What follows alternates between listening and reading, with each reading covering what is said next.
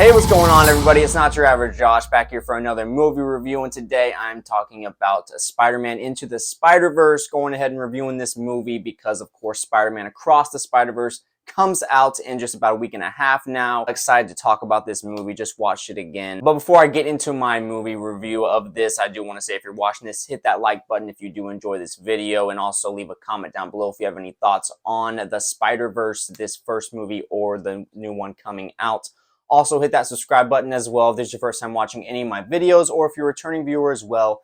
Any support for this channel is very much appreciated. Trying to get up to 100 subscribers now. So let's go ahead and get into this review of Spider-Man Into the Spider-Verse. Into the Spider-Verse was directed by Bob Persichetti, Peter Ramsey, and Rodney Rothman. Also written by Phil Lord and Rodney Rothman. And if you do not know, it is about the teen Miles Morales who becomes the Spider-Man of his universe and must join with 5 other spider-powered individuals from other dimensions to stop a threat for all realities. That is definitely more of the basic, just simple description of this movie. Of course, there is a lot of personal conflict involved here with this, and look, I'm not gonna beat around the bush. I absolutely love this movie. I'm just gonna go ahead and give my quick negative slash mixed aspect of this movie. The only one that I really have after watching this a day ago, there are certain moments in this movie where there is convenient moments throughout, like Gwen Stacy will pop up in moments like there's a scene where Miles Morales, when he's first getting his powers, he's at his school that he's at in New York,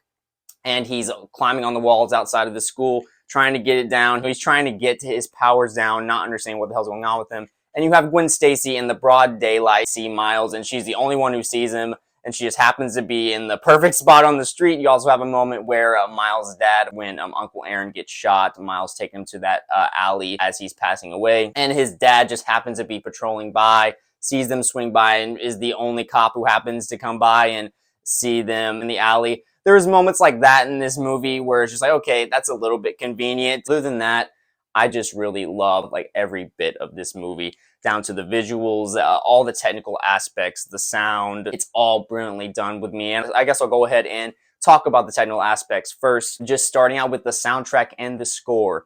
This honestly, not even just for an animated property, but for any movie, TV show, this is like one of the most perfect ways you can combine a really great soundtrack with an awesome score. And just the way they would use the music in this movie, every time there was a needle drop with whatever song they use, it was perfect within the moment with the mood and the tone. And they mix that in with the score here, the score for Miles Morales, the Spider-Man. It felt very different, but also felt within a lot of the other Spider-Man themes, I guess you will say, over movies and TV shows that we've seen before, but just felt still unique to his character. There's just so many powerful moments within just the music in this movie, whether Miles Morales is going through when his uncle dies, or going through just the different conflicts with his father in this movie, which they dealt with in a really great way. One of my favorite scenes in this movie is when his dad is outside the door. Miles, of course, is all tied up in shit because, you know, the other spider individuals went out near the third act of this movie.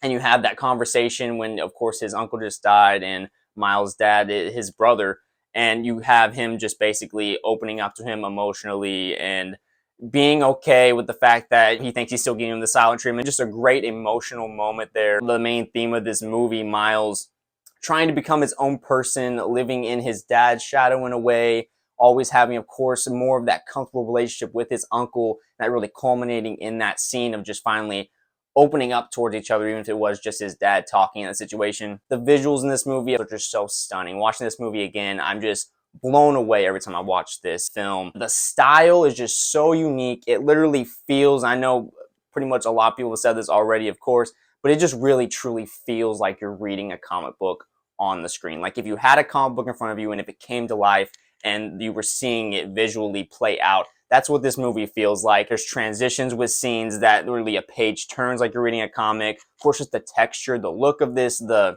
frame rate, even the way this movie just flows and feels, the colors. I mean, it seems like they literally use every single color imaginable under the sun in this movie, and it really fits within the whole multiverse idea in this movie that they're playing on. But also just the natural colors within the city of New York. It just feels so vibrant and like realistic and tangible for an animated movie. It really is so impressive. Like you just feel like you want to jump in on the screen with Miles in this every time he's swinging through the city. And of course, all the action scenes. I mean, the way the fighting is done and choreographed and just shot in this movie know, it sounds a little weird because it's an animated movie, but you always just feel so like exhilarated when you're watching these scenes go down. And of course, the whole last third act fight scene with just all this stuff going on the screen here. And I thought what this movie also did just such a great job with. This movie never felt convoluted within the story or with what was going on the scene. Like, it all just felt like the movie was moving at a rapid pace for the most part, but still had those moments where it would stop and give you that emotional weight. And it never felt like it was pushed on you, though. It never felt like, oh, they wanted to have an emotional weight moment here. It just felt very natural and like they were just on just a hot streak in the writing room or something. Like, they just knew exactly what they wanted to do and had a perfect, great story to tell, and they knew exactly the way they wanted to execute it. Just really great execution on every front in this movie. And it's just really impressive the way they bring in this multiverse story, all these new characters that we're not accustomed to in this universe. We haven't been introduced to Miles Morales yet. This is the first movie where they're able to bring everything together. It really does remind me a little bit in a way of, I just reviewed recently the first Guardians of the Galaxy movie. The way they brought that movie together, having not been introduced to those characters, the way that movie was so brilliantly executed and brought together, I thought it was the same way with this movie. It's just why, after watching this again, I've heard people say it before, but I might be on the side now of this being the best comic book movie to come out in 2018. Of course, the year we had Black Panther and Avengers Infinity War. Haven't sat down and done a full ranking of the MCU, but Infinity War might be the best movie in the MCU, really. Like, such a great movie, and for this to maybe be better than that, it's just such a well done movie, and you can see why there's so much anticipation. My anticipation is rising. It's almost boiling over at this point for this movie to come out. I can't wait to see the story continue with Spider-Man 2099 coming in. Everything on a technical level in this movie is just done so well. You can tell there was so much care taken into this. There's so much love with not only Spider-Man, but just comic books in general, and it's just shown just all on the screen throughout this movie. The way they bring in the villains too, there's multiple villains in this. You got Fisk, Doc Ock, and the way they had Catherine Hahn come in and play a woman version of Doc Ock, I thought that was really nicely done. You got Scorpion making an appearance in here, Green Goblin also making an appearance, Tombstone as well, Marvin Jones III playing Tombstone. The way they brought all these different characters in, it didn't feel too convoluted like it could have. As fast as this movie does move, it does take those times to give you those emotional moments. It's such a great origin story. I really compare this movie in a lot of ways to the MCU Spider-Man trilogy, or as I was thinking about it, I was No Way Home specifically with this movie. Of course, the multiversal aspect, trying to get certain characters back to their place. The one difference being it was Wilson Fisk in this movie who started this whole shit with multiversal characters coming in. Whereas, of course, No Way Home, it was Spider-Man and Doctor Strange involved. As the MCU Spider-Man trilogy goes, the three movies play out as one big origin story in the end for Peter.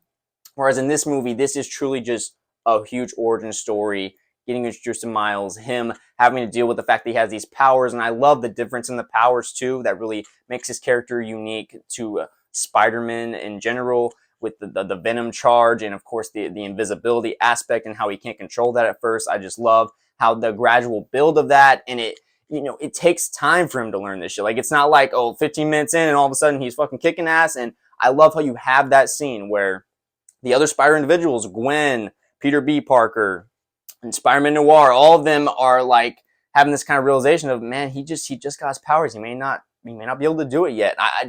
I love that just on a storytelling aspect, how you're like, okay, Miles is really truly having to struggle with this. He's not just naturally jumping into this like he's meant for this his whole life or something. Even the scene where he's with his Uncle Aaron and the spider bites him, how you have the spider crawling on him at first and then it gets knocked off and then it comes back on him and bites him on the hand, and just all the visuals with this movie, even when that spider bites him, how you see the venom flowing through his body. And you'll have these funny little comedic moments in this movie as well when he just flicks the spider off after he just hits it and knocks it off. Little moments like that throughout this movie that keep this movie also with this kind of this levity at times when you do have some very emotional moments in this. This movie just wouldn't be as good if the voice acting wasn't so well done. Like, whoever's in charge of the casting here, there's an A-list cast here with this movie, but everyone felt like they were so right for their role. Even not like Zoe Kravitz playing Mary Jane. I was never constantly thinking about, that's Liev Schreiber playing Wilson Fisk. I wasn't constantly thinking that throughout the movie. They really just played the voice very well. Like, it was very good character voice acting for pretty much everyone involved here. Shamik Moore as Miles Morales. I know it's voice acting, so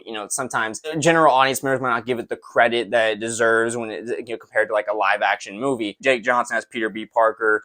The way his Peter Parker is different. His emotional story with how he didn't end up with MJ just because he didn't want to have kids, and how oh, that's an interesting way to look at Spider-Man because of his Uncle Ben, and maybe, you know, just he doesn't feel like he's a good father or something. Like, that was an interesting storyline, but also just playing a lot on the comedy of his character being a little overweight with the sweatpants and everything. It was such a good partnering as well with Miles. I'm really interested to see how that plays out in the next one as well. Mahershala Ali as Uncle Aaron, really hoping that he'll end up playing Blade in the MCU, because he's just, Mahershala Ali is just such a great actor. Of course, him playing Uncle Aaron in this movie, it was just brilliant. I think the casting and the way he played it, again, I wasn't thinking at all throughout the movie, oh, this is Mahershala Ali playing him. I was just like, you're just in on these characters. You're invested in the characters, and then afterwards, you just kind of had that realization, oh yeah, Mahershala Ali was Uncle Aaron. Like, fucking awesome. Brian Tyree Henry as Jefferson Davis as the dad. Lily Tomlin in here as Aunt May. And Aunt May, the way she had kind of a badass moment leading them to Peter's little underground spider cave, if you will. That was really cool to kind of see Aunt May be badass in that way. John Mulaney as Spider-Ham, Kimiko Glenn as Penny Parker, Nicolas Cage as Spider-Man Noir. It was just really cool to see these different Spider-Man versions. Of course, Spider-Ham,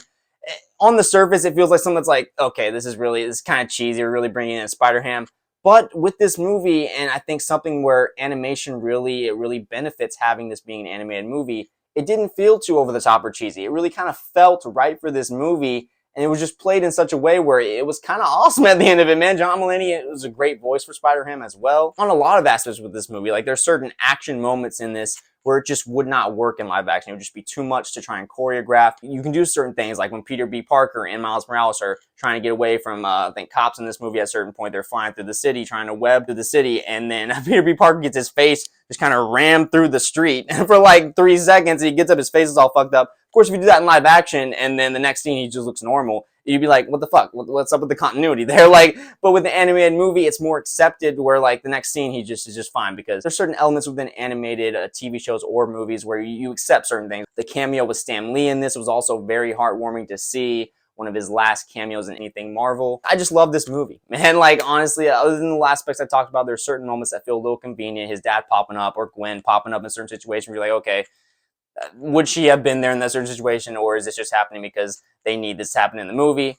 Other than that, I really just love this movie from beginning to end. Everything about it, I could watch it at any time. It just feels like you're on this train ride where anyone can come aboard, and you never feel like you're going to miss the next stop or anything like that. You just feel like you're on this ride while watching it. As fast as this movie moves, it still is paced so well, and you never feel like you have to think about, oh, okay, well, this is happening or that's happening. It just all feels like you're getting the information in such a nice way where you don't have to think too much, but yet there still is so much going on. It's just really a brilliant storytelling and writing, and I'm really interested to see where Miles Morales goes in this second movie, how his story progresses. He's older now. After watching this movie again, I'm really excited to see him fully have more control over his powers. At the end of the third act of this movie, he finally is getting that comfort level and starting to figure it out more, of course, with that fight with Wilson Fisk, and really becoming finally truly the Spider-Man of his city, really being the Spider-Man of the universe now.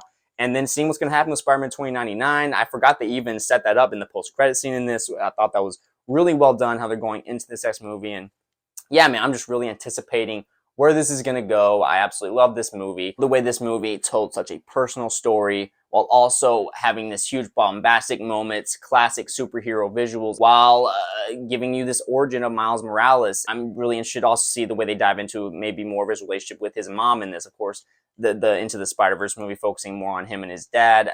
I'm really hoping they don't kill him off in the next movie. I'm just really so invested in all these characters. Hopefully him and Gwen, they can continue to build a relationship, and hopefully that won't go sour or anything. Other than that little complaint, honestly, is very a minor nitpicky complaint, but that's my main thoughts. I'm going to give Spider-Man Into the Spider-Verse a 10 out of 10. One of the only movies so far that I have given a 10 out of 10 on my channel here. I've given a couple movies that I just, like I said, other than that little nitpicky small thing, I don't think it's enough to knock me off from a 10 out of 10 with this. I just absolutely love this movie, and I think the more and more I watch it continually over the years as it goes on, it might be one of my favorite movies ever, truly. And Spider-Man is my favorite superhero as well, so I think just the story you can tell with Spider-Man, and then now specifically with this character, Miles Morales, it hits me in a really nice way. And I think just everything with the execution of this movie is just so well done. But what do you guys think? I want to hear your thoughts. Leave a comment down below. What do you think about this movie? What do you think about this second one coming out soon, Across the Spider-Verse? Leave a comment down below, and also hit that like button if you do enjoy this video, and also hit that subscribe button as well if this is your first time watching any of my videos, or if you're a returning viewer as well. Any support for this channel is very much appreciated. You can also follow me on TikTok and add me on Snapchat, where I'll post content similar to this, but for the most part, my content will be here on this YouTube channel, Not Your Average Josh. So again, I appreciate all the support. Thank you guys for watching this video. I will be coming out with a review of Across the Spider-Verse as soon as it comes out. I'm seeing it on a Thursday when it comes out, the premiere week, June 1st, I believe it is. So cannot wait for this movie. I love the first one. I hope I love the second one, at least as close as I do the first one. It's going to be so hard to top, meet the expectations of the first movie, just the way it just blew me away so much. But we will see, of course. But that'll be it for now. I will talk to you guys later.